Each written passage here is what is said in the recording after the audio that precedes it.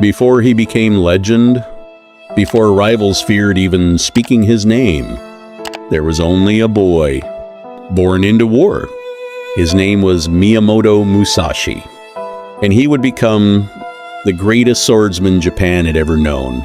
Japan was divided, warlords fought endlessly for power, villages burned, armies marched, and across the country, survival belonged only to the strong. Musashi grew up inside this chaos, and chaos forged him. At only 13 years old, Musashi fought his first duel. Most boys his age feared warriors. Musashi hunted them, and when the duel ended, his opponent lay dead. The boy had crossed the line into legend. Years passed. Musashi became a ronin, a masterless samurai. No lord, no home, only the sword. He wandered across Japan, challenging warriors to duels, and one by one, they fell. Musashi fought again, and again, and again, sometimes with wooden swords, sometimes with steel, but the result never changed. He adapted faster, moved faster, thought faster, and slowly, his name spread across Japan. Soon, warriors began avoiding him, because defeating Musashi meant glory. But facing him often meant death. And across Japan, the wandering ronin became something more. A myth. Musashi continued walking across Japan, village to village, castle to castle, searching for stronger opponents.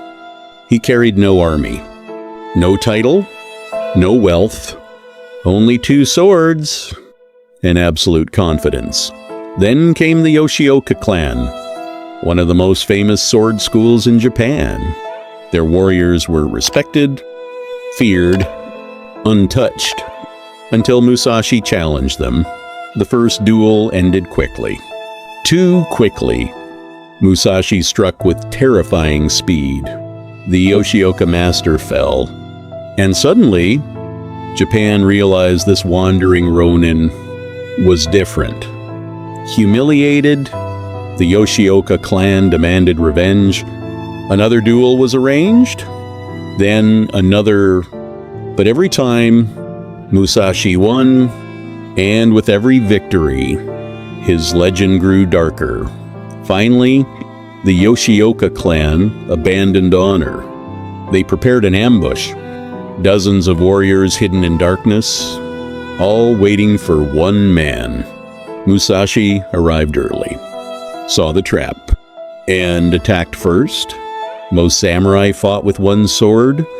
Musashi fought with 2, one long blade, one short blade, fast, unpredictable, relentless, and against it, few could survive. Soon, duel invitations stopped coming. Warriors feared him too much. Some fled before the fight began. Others prayed Musashi would never arrive, because by now, his name alone carried death. But somewhere in Japan, another swordsman waited, a warrior whose skill rivaled Musashi himself, Sasaki Kojiro, and soon, the 2 greatest samurai in Japan would finally meet. Across Japan, there was one name still spoken beside Musashi's. Sasaki Kojiro, a swordsman so skilled, many believed no man alive could defeat him. Elegant, precise, deadly. And unlike Musashi, Kojiro fought like nobility itself. The duel between them felt inevitable. The duel was arranged on a small, isolated island, Genryujima. There, far from crowds, far from cities, 2 legends would decide who stood above all others. Japan waited. Kojiro arrived early. Musashi did not. Minutes passed, then hours. The waiting became unbearable. Some believed Musashi was afraid. Others thought he would never come. But Musashi understood something important. A duel begins long before the swords touch. Then, finally, a boat appeared.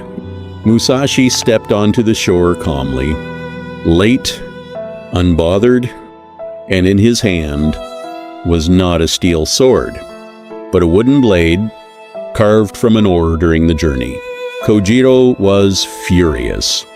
Musashi's lateness, his wooden weapon, everything felt like mockery. And anger creates mistakes, exactly as Musashi intended. Then the duel began. One strike, one movement, one single moment that entered history forever. Kojiro attacked first, fast enough to kill almost anyone alive. But Musashi moved faster. Then, silence. Kojiro collapsed onto the sand.